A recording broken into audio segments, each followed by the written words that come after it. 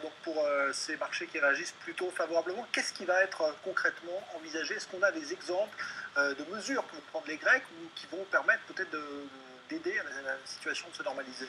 Ça va être difficile puisque ce qui est inquiétant, c'est pas simplement la dette, c'est l'annonce notamment du gouvernement d'arrêter la privatisation du port du Pirée. En fait, il y a déjà eu une première phase en 2008, le chinois COSCO, qui est quand même le quatrième transporteur maritime mondial, avait investi près de 3 milliards d'euros pour avoir une concession sur 35 ans, pour avoir 2 terminaux.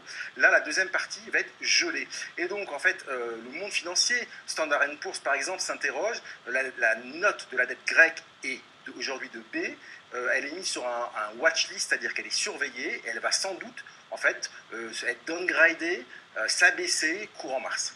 Alors on parle maintenant, puisque vous parliez de Costco, et bien de la Chine, justement, déplacement important du Premier ministre français Manuel Valls en Chine.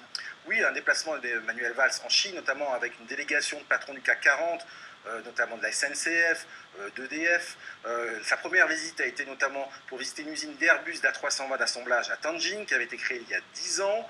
Deux messages notamment adressés aux Chinois. Premièrement, c'est que la France veut attirer des investisseurs et que la Chine est en tête. Et deuxièmement, c'est que les relations économiques entre la Chine et la France ne sont pas équilibrées.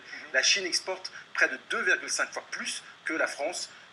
Et surtout, la France en fait investit beaucoup plus en Chine que les Chinois en fait en France. Voilà, donc visite très intéressée de Manuel Valls. Merci beaucoup, Lionel Friedfeld.